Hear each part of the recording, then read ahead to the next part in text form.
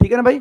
आज हम एक बहुत बेहतरीन चैप्टर पढ़ने वाले हैं, और जिस चैप्टर का नाम क्या है भाई? जिस चैप्टर का नाम है एलसीएम और एचसीएफ। जिस चैप्टर का नाम क्या है? एलसीएम एंड एचसीएफ, लासा और मासा। इस पर हम चर्चा करने वाले हैं। बहुत प्यारा सा चैप्टर है, बहुत बहुत मजा आने वाला है पढ़ने में, ठीक है ना।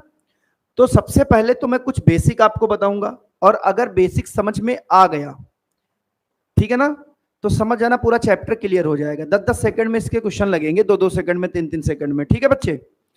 तो सब लोग कॉपी पेन उठा लो और हमारे साथ पढ़ना स्टार्ट करो।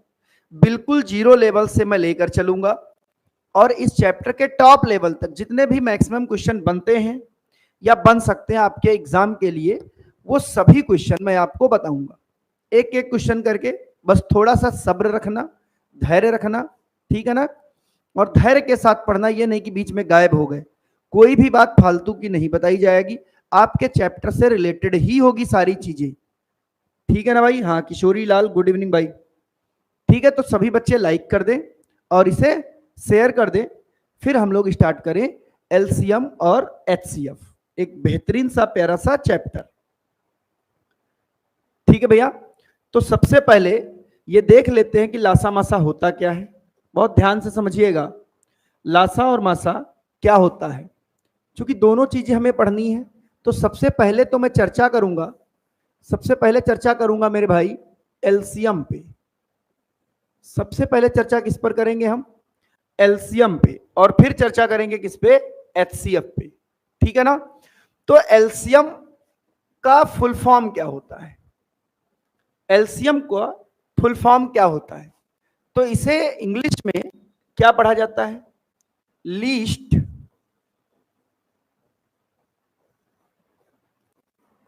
Common multiple. कुछ बच्चे इसको फैक्टर बोल देते हैं। बेटा ये फैक्टर नहीं होता है, ये क्या होता है? Least common multiple. हिंदी में इसको बोला जाता है लघुत्तम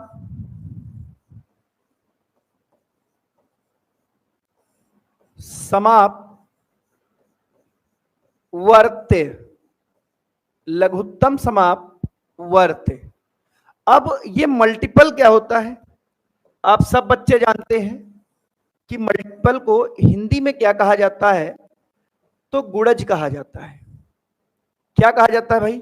गुणज कहा जाता है। और गुणज के बारे में हमने आपको बताया था। क्या बताया था गुणज के बारे में? अभी जब औसत पढ़ाए थे तो उसमें गुणज बताया गया था ना। टेबल गुणज कहलाती है। टेबल किसी भी संख्या का जो पहाड़ा होता है, जो टेबल होती है, उसी को क्या कहते हैं? उसी को गुणज कहते हैं ना मेरे भाई। उसी को क्या कहते हैं? गुणज। तो जैसे हम कोई दो संख्याएं ले रहे हैं, कोई दो संख्याएं आप ले लो। सपोज करो कि पहली संख्या हमने ले ली 3 और एक दूसरी संख्या ले ली हमने 5। बहुत ध्यान से समझिएगा। अब इसके मैं गुणज लिख रहा हूं, तो इसके जब आप गुणज लिखोगे भाई, तो 3 का पहला गुणज 3, 3 दूनी 6, 3 तिहाई 9, 3 चौके 12, 3 पचे 15, 3 छक्के 18, 3 सत्ती 21, 3 अठी 24, और फिर आगे भी 27 और 30। ये आगे ऐसे बढ़ते चले जाएंगे। बोलो आप, बढ़ते चले जाएंगे ना। अब 5 के गुणज लिख लो। तो 5 के जब मैं गुणज लिखूंगा तो 5, 5 दूनी 10, 5 तिहाई 15, 5 चौके 20, पचम 25, 5 दूनी 30, ये हो जाएगा 5 और 7 35। ये गुणज हो गए 5 के। अब जैसे इसमें क्या लिखा? Least common multiple. तो मल्टीपल तो हमने दो संख्याओं के लिख लिए। अब इनमें जरा देख लेते हैं कि कॉमन मल्टीपल कौन से हैं। कॉमन भाई जो कॉमन हो, तो देखो कॉमन कौन से हैं। अगर मैं बात करूं, एक तो ये 15 कॉमन है, देखो ये कॉमन मल्टीपल है। और दूसरा क्या है? एक ये 30 कॉमन है, ये भी कॉमन मल्टीपल, और आगे भी ऐसे भी होंगे। लेकिन इससे पहले बेटा शब्द क्या जुड़ा गया? लीस्ट, यानी सबसे छोटा कॉमन मल्टीपल। और सबसे छोटा कॉमन मल्टीपल कौन सा होगा? 15 होगा। तो मैं वही लिखूंगा 3 और 5 का लीस्ट बोले तो L, कॉमन मतलब C, M। एलसीएम कितना होगा? 15 होगा। एलसीएम कितना होगा? 15 होगा, क्योंकि ये इसका क्या है? लीस्ट कॉमन मल्टीपल है। ये इसका क्या है मेरे भाई? लीस्ट कॉमन मल्टीपल है। बात समझ में आ गई होगी। लासा लासा समझ में आ गया या नहीं? जल्दी से बच्चे कमेंट करके बताएं, जल्दी से कमेंट करके बताओ भाई, लासा समझ आ गया ना? क्लियर हो गया?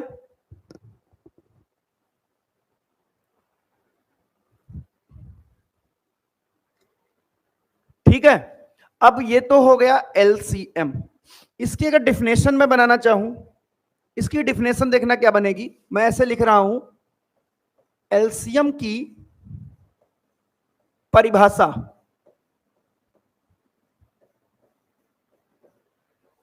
एलसीएम की परिभाषा। भाई लासा की परिभाषा क्या है? तो इसको ध्यान से समझो। लासा की परिभाषा क्या होती है? सपोज करो मैं ये कह सकता हूं, वह छोटी से, इसे नोट कर लेंगे आप लोग, वह छोटी से छोटी संख्या जो दी गई, जो दी गई संख्याओं से पूर्णतया विभाजित हो जाए।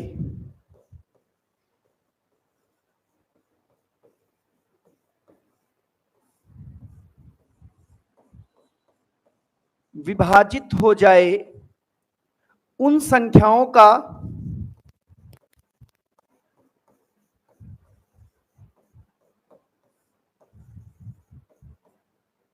एलसीएम या लासा कहलाती है।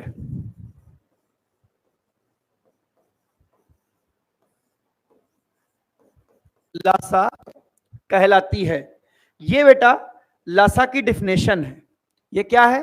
एलसीएम की डिफिनेशन। इसे आप अगर समझ पाओगे तो आने वाले समय में जो आप क्वेश्चन करोगे वो बहुत आसानी से समझ जाओगे, क्योंकि कुछ क्वेश्चन जितना लगाना जरूरी है उससे ज्यादा कई गुना जरूरी है उस क्वेश्चन को समझ पाना कि क्या कह रहा है और क्यों हम इस प्रकार से इसको लगाएं। समझ में आ गई बात? तो ये हो गई डिफिनेशन, इससे रिलेटेड सभी क्वेश्चन बनेंगे। एक तो चीज मैंने आपको ये बताई कि एलसीएम है क्या, एलसीएम की परिभाषा हमने यहां पे लिख दी। उसके बाद अब मैं बताने वाला हूं कि एलसीएम कैसे निकालते हैं। एलसीएम ज्ञात करने के तरीके, ज्ञात करने के तरीके या विधि। एलसीएम ज्ञात करने की विधियों पे मैं थोड़ी सी चर्चा करने वाला हूं कि एलसीएम ज्ञात करने की विधियां कितनी होती हैं। आप ध्यान से समझिएगा, तुम्हें भी आपको कुछ फायदा मिले। लासा ज्ञात करने की विधियां कौन सी हैं? देखो 3 प्रकार से टोटल लासा ज्ञात किया जाता है। टोटल कितनी प्रकार से? 3 प्रकार से। पहला प्रकार क्या होता है कि गुणनखंड विधि। गुणनखंड विधि, ये हो गया पहला तरीका, अच्छे से समझ लेना सब लोग। दूसरा तरीका क्या होता है? दूसरा तरीका होता है भाई भाग विधि।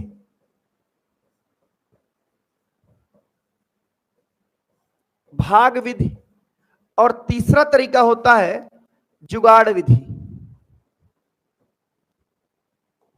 तीसरा होता है जुगाड़ विधि। तीनों विधियों को मैं एग्जाम्पल लेकर समझा रहा हूं कि तीनों में क्या डिफरेंस है, तीनों विधियां आपको क्यों आनी चाहिए। जैसे मैं कोई 3 संख्याएं ले लूं, जैसे मैं कोई बेटा 3 संख्याएं ले लूं और वो 3 संख्या सपोज करो मैंने यहां पे लिख दी, सबसे ऊपर यहां पे मैंने लिख दिया कि आपको लासा ज्ञात करना है। वो 3 संख्या मैंने ले ली 8, 6, 5। ये 3 संख्या ले ली और इन तीनों का एलसीएम ज्ञात करना है। तो देखो तीनों विधियों से मैं ज्ञात करूंगा। 5 की जगह पे 15 ले लेते हैं। 5 की जगह पे मेरे भाई 15 ले लेते हैं, ठीक है, 8, 6 और 15, ये 3 संख्या ले ली छोटी छोटी, क्योंकि समझाना है अभी हमें, क्वेश्चन कैसे लगाने वो बाद में चर्चा करेंगे। तो गुणनखंड विधि कैसे होती है, गुणनखंड विधि का यूज हम कैसे करेंगे, इसे ध्यान से समझो।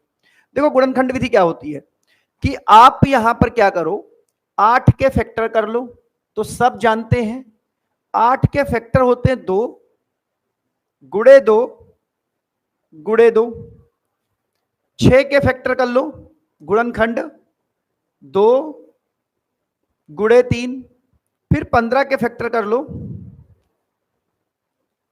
3 गुणे 5, ठीक है, ऐसे फैक्टर कर लिए। हाँ, ये जुगाड़ विधि क्या है अभी मैं बताता हूं भाई, जुगाड़ विधि क्या है। तो इसके फैक्टर कर लो। अब जब इसका एलसीएम लिखोगे मेरे भाई, अब जब इसका एलसीएम लिखोगे, पहले विधि की मैं चर्चा कर रहा हूं, अब जब एलसीएम लिखा जाएगा तो एलसीएम देखो कैसे लिखा जाएगा।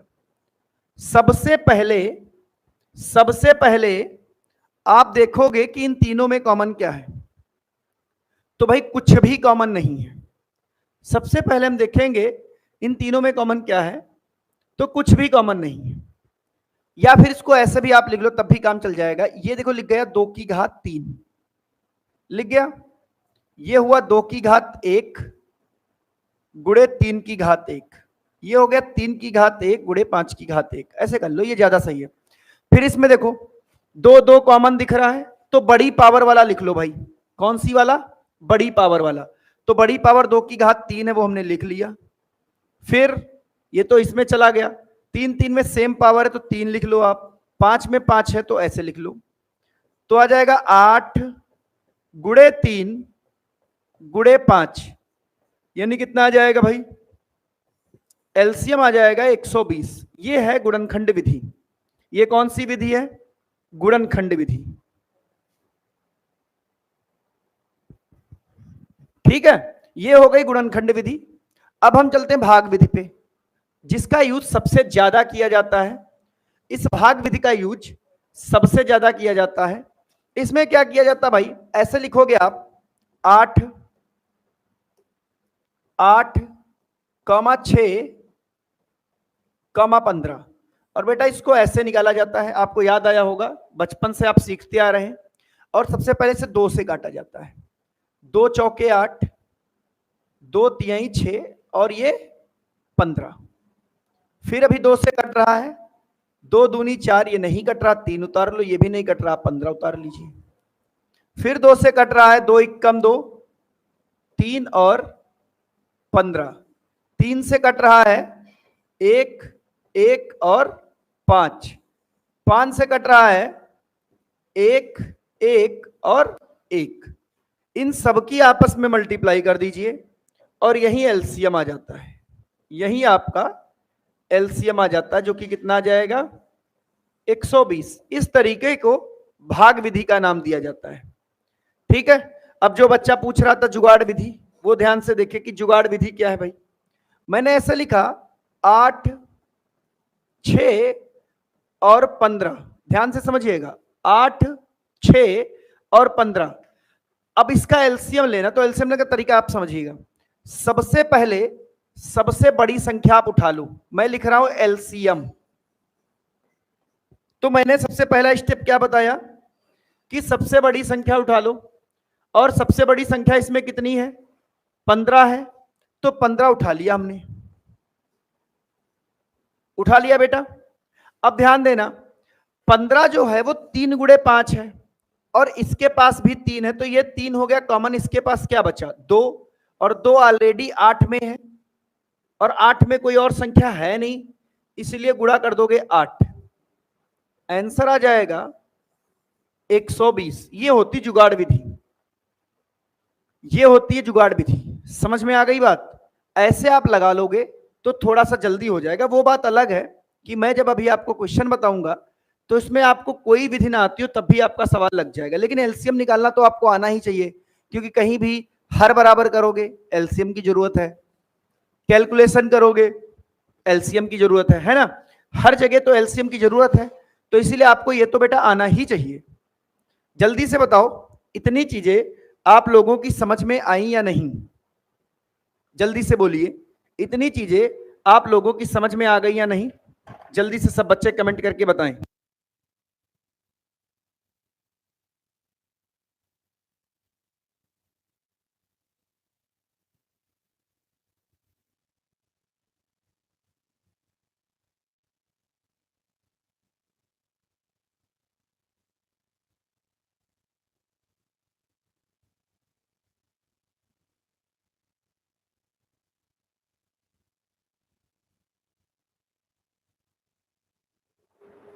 हाँ, सभी बच्चे कह रहे हैं एकदम क्लियर है। चलो देखो, आप अब आगे बढ़ो। अब हम क्वेश्चन की तरफ चलते हैं धीमे धीमे। ठीक है, एकदम आराम से पढ़ना है, कोई बहुत ज्यादा जल्दबाजी है नहीं। पेपर आप सभी का जल्दी नहीं लगेगा। सबसे पहले इलेक्शन होगा, इलेक्शन के बाद प्रधानमंत्री जी बनेंगे, प्रधानमंत्री के बाद मंत्री जी बनेंगे, है ना? तो ये सारी चीजें होंगी, उसके बाद पेपर पे चर्चा की जाएगी। तो आराम से विधिवत अच्छे से तैयारी करिए। ठीक है भाई? तो देखो, आप क्वेश्चन की तरफ चलते हैं। पहला क्वेश्चन आपके सामने ये आया है, एक प्यारा सा सवाल है। ठीक है, क्वेश्चन लिखा गया है, देखो पहले ही आपका ये आ गया, तो पॉइंट वाला आ गया क्वेश्चन, ये हाथ वाला आ गया। तो इससे पहले एक काम करिए, एक मैं क्वेश्चन अपनी तरफ से दे रहा हूं, लासा तो आप ज्ञात ही कर पाओगे, लासा ज्ञात कर पाओगे ना बेटा? तो ये देखो पॉइंट वाला लासा आ गया ज्ञात करने को। पहला क्वेश्चन आपके सामने है, क्वेश्चन थोड़ा सा गड़बड़ लिखा हुआ है, ये सही ऐसे लिख लो आप। 1.6 कॉमा 0.32 कॉमा 0.064 कॉमा, बस इतने का लासा ज्ञात करना है, का एलसीएम ज्ञात करना है मेरे बच्चे। बहुत प्यारा सा सवाल है, इसको देखो हम कैसे लगाएंगे, बहुत अच्छे से समझिएगा, बहुत बढ़िया क्वेश्चन है, बच्चे इसमें गलती कर देते हैं। तो देखिए क्या करोगे आप इसमें, देखो यहां से पॉइंट हटाओ तो कितना आ गया, 16/10। ठीक है, यहां से पॉइंट हटाओगे, कॉमा लगा लो, तो 32/100।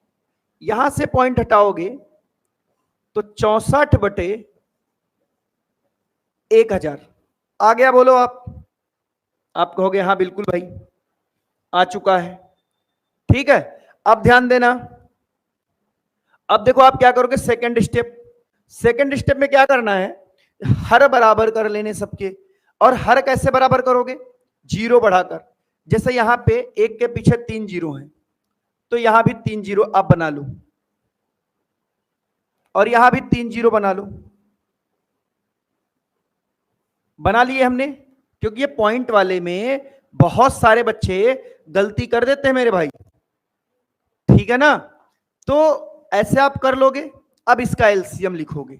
अब इसका देखो एलसीएम कैसे लिखा जाएगा,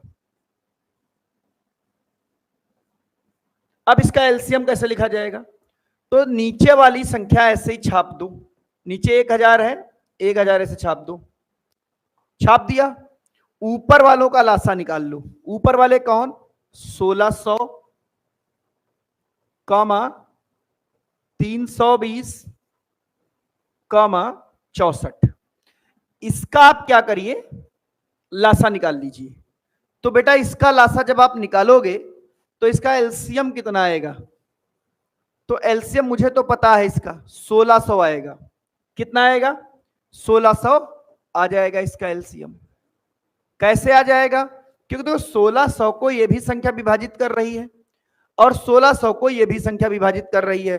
और अभी हमने परिभाषा इसकी क्या पढ़ी थी, वह छोटी से छोटी संख्या जो दी गई संख्याओं से पूर्णतया विभाजित हो जाए, दी गई संख्याओं से पूर्णतया विभाजित हो जाए। जैसे यहां पे एक एग्जांपल लिख लेते हैं, अगर हर ना बराबर करें तो एलसीएम लेके हो जाएगा क्या, नहीं होगा भाई। हर नहीं बराबर करोगे तो एलसीएम लेके नहीं होगा। ठीक है ना? ठीक है मेरे भाई?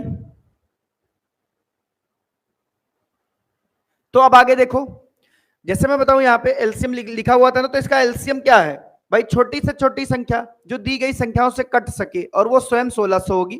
तो ऊपर वालों का एलसीएम ले लेना, जो कि आ गया 1600। अब 1000 से जब भाग करोगे तो चूंकि 3 जीरो बढ़ाओगे, 3 अंक पहले पॉइंट लग जाएगा, और आपका आंसर कितना आ जाएगा, 1.6।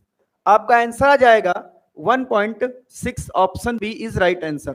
समझ में आ गई बात? जल्दी से बताओ कितने बच्चों को ये चीज समझ में आ चुकी है? जल्दी से बताइए सब लोग, कितने बच्चों को ये चीज समझ आ चुकी है? और अगर किसी को कोई भी डाउट हो तो तुरंत पूछ ले। कपिल और पिंकू का आंसर एकदम सही आया है, सभी लोग बताओ भाई। तो पॉइंट वाला अगर क्वेश्चन आ जाए तो मुझे उम्मीद है कि आप सभी बच्चे इसका आंसर आसानी से दे देंगे। पहला स्टेप क्या रहेगा? पहले स्टेप में पॉइंट हटाकर नीचे जीरो बढ़ा लेने हैं, दूसरे स्टेप में जीरो बराबर कर देने हैं, तीसरे स्टेप में ऊपर वालों का एलसीएम ले लेना है, चौथे स्टेप में नीचे से भाग कर देनी, आपका आंसर आ जाएगा। क्लियर हो गया होगा? ठीक है, अब आगे बढ़ते हैं। अगला क्वेश्चन देखिए, क्वेश्चन आपके सामने है, इसमें थोड़ा सा गड़बड़ है क्या? थोड़ा सा गलत लिखा हुआ यहां पे, मैं सुधारे दे रहा हूं, टाइपिंग एरर है। ये पूछा हमसे 2 की घात 5 कमा 2 की घात 6 कमा 2 की घात 8 कमा ये 2 की घात 2 लिखा हुआ है का लासा ज्ञात करो। क्या ज्ञात करो भाई? लासा। तो जब कभी ऐसे पावर वाला क्वेश्चन आ जाए तो इसका लासा डायरेक्ट, जिसकी पावर सबसे बड़ी, अगर आधार बराबर है तो, सबके बेस बराबर हैं तो, जिसकी पावर सबसे बड़ी वही इसका एलसीएम, यानी 2 की घात 8 इसका एलसीएम हो जाएगा। 2 की घात 8 इसका एलसीएम हो जाएगा। बात समझ आ गई होगी? जल्दी से बोलो सब लोग। ठीक है, अगर ये समझ आ गया है तो एक क्वेश्चन जरा मुझे अपनी तरफ से लगा के दिखा दो। मैं लिख रहा हूं 2 की घात -6 कमा 2 की घात -4 कमा 2 की घात 2 कमा 2 की घात 3 का एलसीएम बताओ। एलसीएम बताओ। ऑप्शन दे रहा हूं मैं। पहला ऑप्शन आपका 2 की घात -6, दूसरा ऑप्शन 2 की घात 6, तीसरा ऑप्शन 2 की घात 3 और चौथा ऑप्शन नन ऑफ दीज।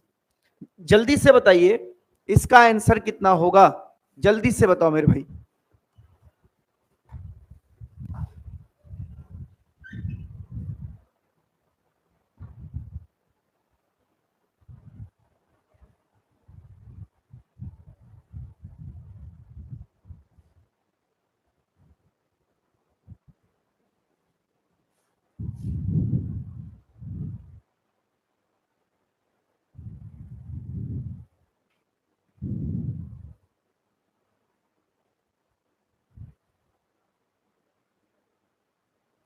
एक बच्चे का नोट आया, और लोग बताओ भाई। भाई नोट नहीं आएगा दोस्त, क्या इसका आंसर आ जाएगा?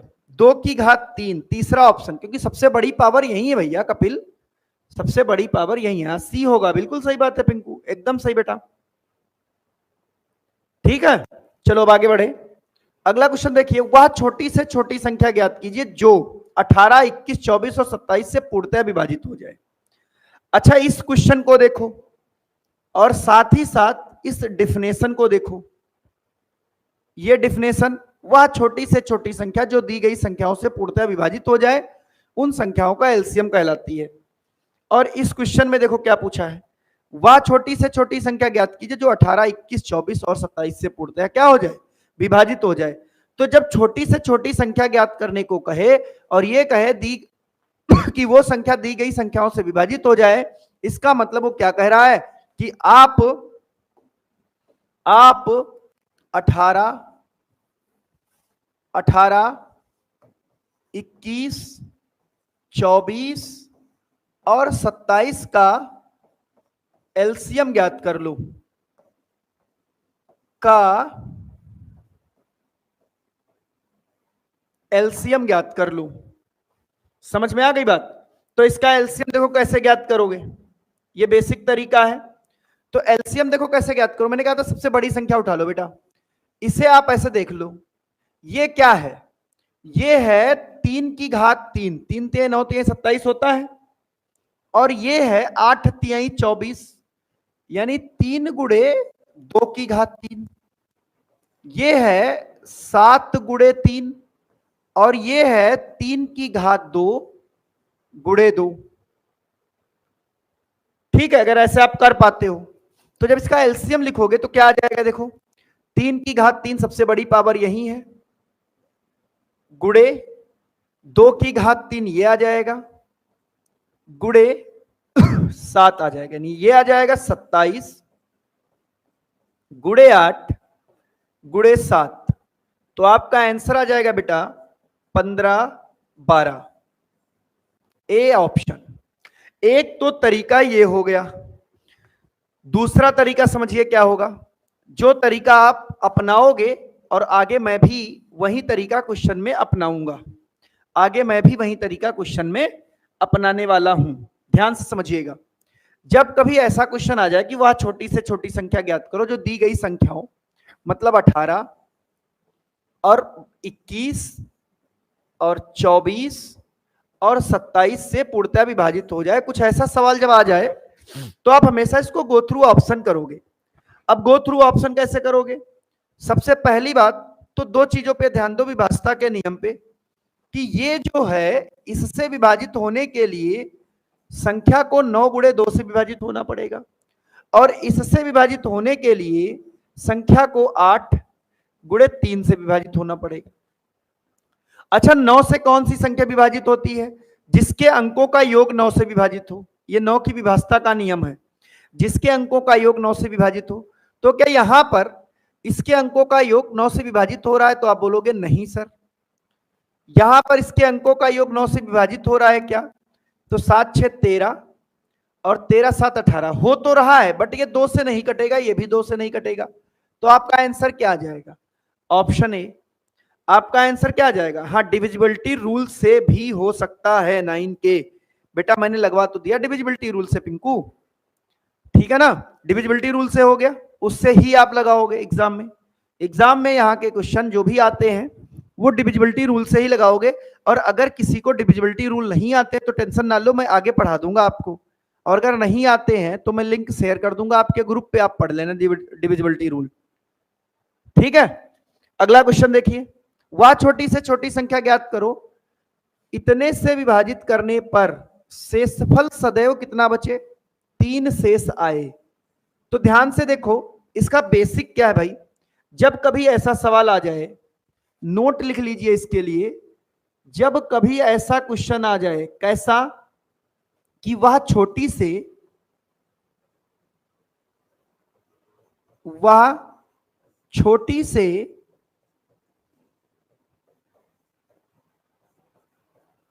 छोटी संख्या ज्ञात कीजिए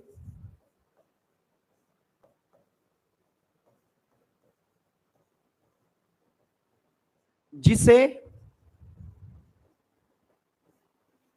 x, y, z से भाग करने पर प्रत्येक दशा में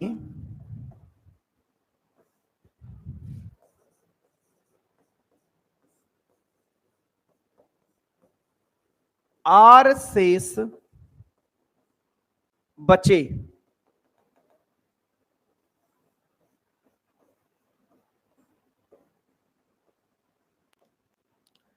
प्रत्येक दशा में r शेष बचे। ठीक है, तो इसका सॉल्यूशन क्या होता है, ध्यान से समझिएगा, इसका सॉल्यूशन क्या होगा भाई, इसको जब सॉल्व करोगे तो क्या करना रहेगा, x, y, z यानी दी गई संख्याओं का पहले तो आप एलसीएम निकालोगे और फिर उसमें r जोड़ दोगे, ये इसका सॉल्यूशन होता है बेसिक से। ठीक है, तो देखो, तो हम इसमें क्या करेंगे, सबसे पहले 8, 9, 12, 15 का एलसीएम निकालेंगे मेरे भाई।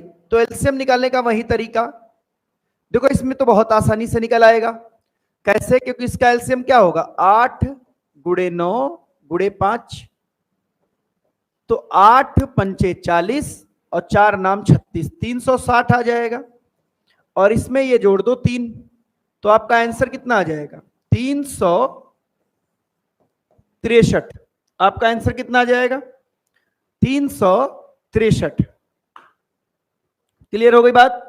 समझ आ गया या नहीं बताओ आप? दूसरे टाइप का क्वेश्चन ये आएगा। एक तो डायरेक्ट ये कहेगा कि पूर्णतः विभाजित कर दो, दूसरे प्रकार से ये आएगा कि सदैव शेषफल कुछ बचे, तो उसमें आप इस तरीके से लगा लोगे। बाकी गो थ्रू ऑप्शन तो लगा ही लोगे बेटा। 3 शेष बचे यानी 3 घटाने के बाद जो कट जाए, ये तो हो नहीं सकता, ये तो हो नहीं सकता। ध्यान से समझिएगा, 3 घटाने के बाद ये नहीं हो सकता, ये नहीं हो सकता। इसमें से 3 घटाओगे 120 आएगा, और 120 9 से नहीं कटता है। इससे 3 घटाओगे 360 आ जाएगा, और ये सभी से कट जाएगा, इसीलिए आंसर आ जाएगा। इस तरीके से भी आप कर सकते हो, ठीक है ना, कोई दिक्कत नहीं है। जैसे आप प्रैक्टिस करोगे उसी प्रकार से क्वेश्चन भी आप सॉल्व करोगे। अगला क्वेश्चन देखिए, क्वेश्चन नंबर 5, वह छोटी से छोटी पूर्ण वर्ग संख्या ज्ञात करो। अब अगर बात करते भाई पूर्ण वर्ग, एक तो वो कह रहा है कि इन सब से विभाजित हो, तो ये तो आप जानते हो इन सब का एलसीएम निकालना होता है, वही संख्या होती है जो सबसे विभाजित हो जाए। लेकिन एक नौटंकी बना दी कि संख्या क्या होनी चाहिए? पूर्ण वर्ग होनी चाहिए। संख्या क्या होनी चाहिए मेरे भाई? पूर्ण वर्ग होनी चाहिए। तो देखो, एक तो बेसिक से आप कैसे करोगे, बेसिक समझिएगा। 18, जब कभी पूर्ण वर्ग की बात करें तो इसका एलसीएम आप कुछ इस प्रकार लीजिएगा, हमेशा हमेशा इसका लासा बेटा ऐसे आप निकालोगे। अगर बेसिक की बात करें, बेसिक से अगर हमको लगाना, देखो 2 से कटेगा, एकदम आराम से रिलैक्स से काटते चले जाओ। ये 12 बार में कट गया, ये 27 आ गया, फिर 2 से काट दो, 9 21 2 छंग 12, ये 6 आ गया, और यहां पे 27 आ गया। फिर 2 से काट दो, 9 21 3 और 27, 3 से काट दो, 3 तिहाई 9, 3 सत्ती 21, 3 एकम 3, 3 नवाई 27। फिर 3 से काट दो, तो आ गया 3 एकम 3, 7 1 और 3। फिर 3 से काट दो, 1 7 1 और 1। फिर 7 से काट दो, तो देखो पूरा साफ हो गया। और इन्हीं सबका गुणनफल जो आएगा वो एलसीएम आएगा। इन्हीं सबका जो गुणनफल आएगा मेरे भाई, वही क्या आएगा? एलसीएम आएगा। गुणनफल कितना आया? 2 गुणे 2 गुणे 2 गुणे 3 गुणे 3 गुणे 3 और गुणे 7। ठीक है, ये तो जब इसका आप मल्टीप्लाई करोगे तो ये वो संख्या आएगी जो इन संख्याओं से पूर्णतः विभाजित होगी। ये वो संख्या आएगी जो इन संख्याओं से पूर्णतः क्या होगी? विभाजित होगी। लेकिन एक कंडीशन दे दी, संख्या क्या होनी चाहिए? पूर्ण वर्ग होनी चाहिए। तो देखो, पूर्ण वर्ग बनाने के लिए हमें जोड़े बनाने पड़ते हैं। तो देखो, एक जोड़ा तो हमारे पास है, दूसरा जोड़ा भी हमारे पास है। इतने लोग खाली हैं, तो इसमें 2 से गुणा, 3 से गुणा और 7 से आप गुणा कर दोगे, तो ये जो गुणनफल आएगा तब जाके आपका आंसर आ जाएगा, और वही एक पूर्ण वर्ग संख्या होगी, वही एक पूर्ण वर्ग संख्या होगी। तो इतना बड़ा आप गुणा कर दो, कितना आ गया? 2 दूनी 4, दूनी 8, दूनी 16 और 81 गुणे 42। 16 81 और 42, जल्दी से बताइए कितना आ जाएगा? इसकी गुणा करके बताओ भाई सबका। भाई 2 दूनी 4, दूनी 8, दूनी 16 गुणे 3 3 9 3 27 3 81 गुणे 7 सती 49, तो न छक्के 54, यानी ये आ जाएगा बेटा 63 5 0 4। ये आंसर आ जाएगा। एक तो तरीका ये है जो मैंने अभी आपको बताया, एक तो तरीका ये है जो अभी मैंने आपको सिखा दिया। दूसरा तरीका क्या है, इसे भी आप समझो। दूसरा तरीका देखो, इसका बेस्ट तरीका है, तो ये मैं मिटाए दे रहा हूं, ठीक है ना, स्क्रीनशॉट ले लो इसका, ये मैं मिटाए दे रहा हूं। देखो, दूसरा बेस्ट तरीका इसका क्या है वो आप समझिए, जिस तरीके से इस क्वेश्चन को लगाना है। तो देखो आप क्या करोगे, चूंकि देखो एलसीएम एचसीएफ के क्वेश्चनों में जितनी कंडीशन वो दे देगा उतने क्वेश्चन आसान हो जाएगा। जैसे इसमें कंडीशन इसने दे दी कि वो संख्या क्या होनी चाहिए? पूर्ण वर्ग होनी चाहिए। अब मेरे भाई हमारा आंसर तो वही होगा जो संख्या पूर्ण वर्ग होगी। अब अगर मैं इन चारों में से पूर्ण वर्ग संख्या ढूंढ लूं तो वही हमारा आंसर हो जाएगा। तो पूर्ण वर्ग संख्या ढूंढने के लिए क्या करते हैं, एक नोट आपको याद रखना पड़ेगा कि यदि कोई संख्या पूर्ण वर्ग होती है, यदि, इसे याद कर लो अच्छे से, बहुत काम की चीज है, यदि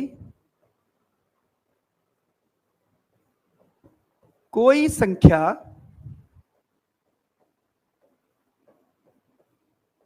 पूर्ण वर्ग होती है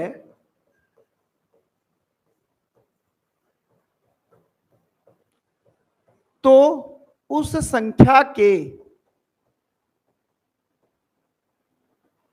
अंतिम दो अंक, अंतिम कितने अंक, दो अंक 1 से 24 तक, 1 से कहां तक, 24 तक की संख्याओं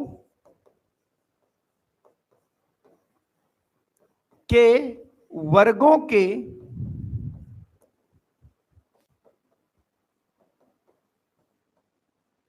अंतिम दो अंकों से मैच जरूर करेंगे, मैच जरूर करेंगे। अब आपको भाई 1 से 24 तक की संख्याओं का वर्ग याद होना चाहिए, 1 से 24 तक की संख्याओं का वर्ग याद होना चाहिए। अब अगर नहीं याद है तो सो बेटर, तो उसे याद कर लो भाई, याद है तो बहुत ही बढ़िया, ठीक है ना। अगर नहीं याद है तब तो आपको याद करना पड़ेगा, और अगर याद है तो बहुत अच्छा। तो मैं जानता हूं जब हम 1 से 24 तक की संख्याओं को मैं देखता हूं,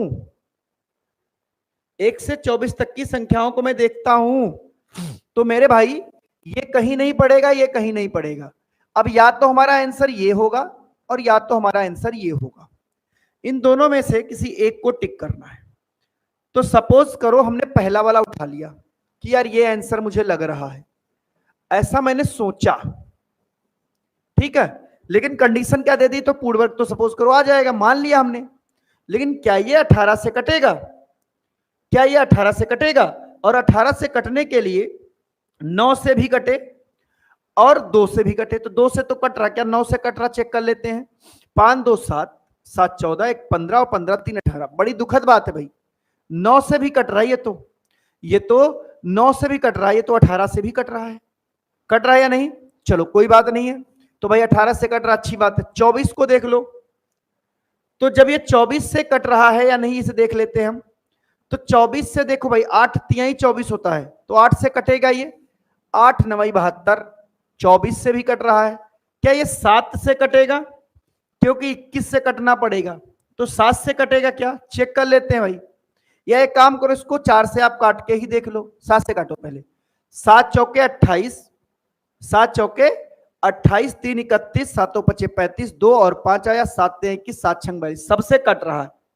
तो गो थ्रू ऑप्शन थोड़ा सा टफ हो गया, बट कोई बात नहीं, आप इसे कट करके देख लो, 4 से काट दो, 4 से काटिए। तो जब ये 4 से कटेगा मेरे भाई, काहे से कटेगा, 4 से कटेगा, इसका आंसर आपका यही तो था, ये था, ये वाला था, अभी कौन सा आया था, चलो कोई नहीं, 4 से काट के देखते हैं, 4 7 28, 29 30 31, और कितना आ गया भाई 3, 4 9 36, 4 3 12 और 4 8 32, ये हमने काहे से काटा, 4 से।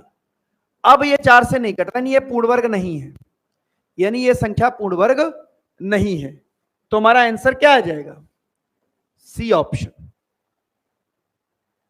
हमारा आंसर क्या आ जाएगा, सी ऑप्शन। जब आप स्क्वायर रूट क्यूब रूट पढ़ोगे तो उसमें बहुत ज्यादा डीप में जाके इन सब चीजों को आप पढ़ेंगे, बहुत ज्यादा डीप में जाके पढ़ेंगे। अभी थोड़ा सा समझ जाइए, गो थ्रू ऑप्शन आपको ऐसा करना पड़ेगा, और अगर बेसिक करोगे तो बेसिक तरीके से तो मैंने आपको बता ही दिया, वैसे ही कर लोगे।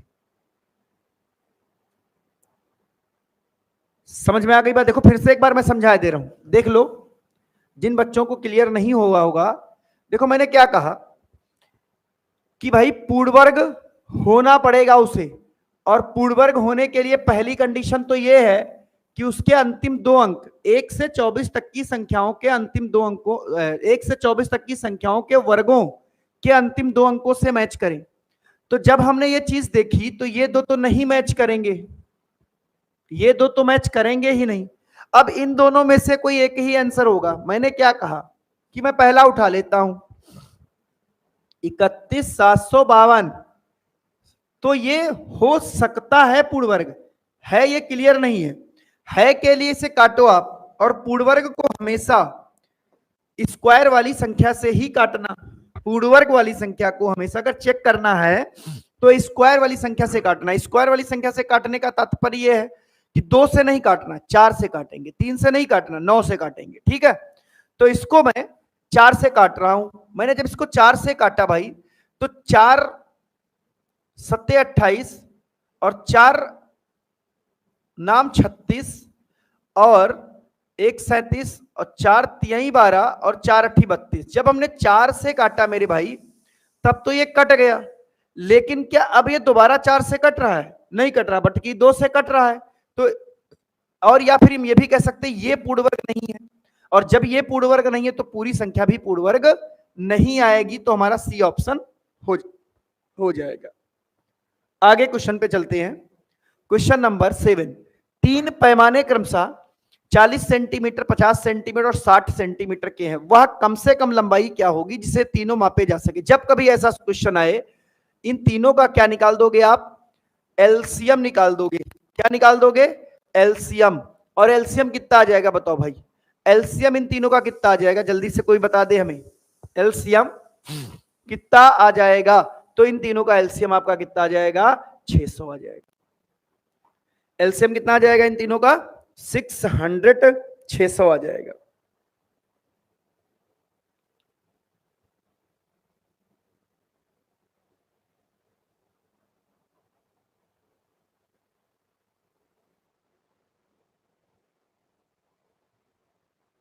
चलिए अगला क्वेश्चन देखिए।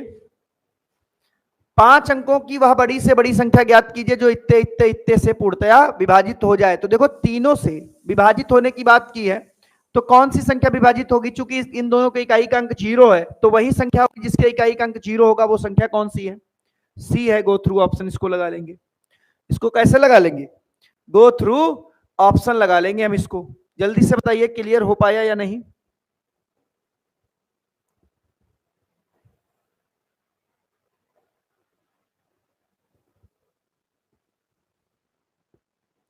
जल्दी से बताओ भाई, क्लियर हो पाया या नहीं? ठीक है, अगला क्वेश्चन देखिए। नेक्स्ट क्वेश्चन 5 अंकों की, जल्दी से इसका आंसर दो सब लोग, जल्दी से इसका आंसर दीजिए सब लोग।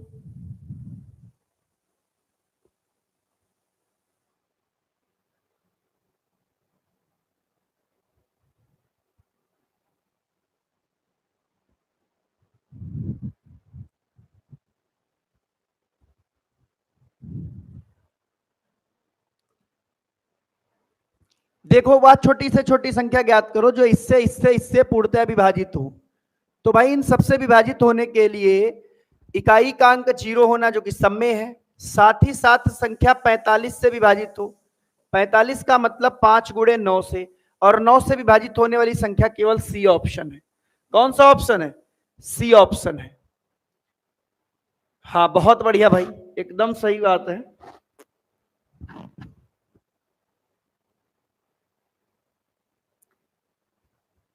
बहुत बढ़िया भैया, दो एकदम सही बात बेटा, एकदम सही आंसर आया है आपका। ठीक है, तो जल्दी से बताइए चीजें समझ आ गई या नहीं? और थोड़ा सा कष्ट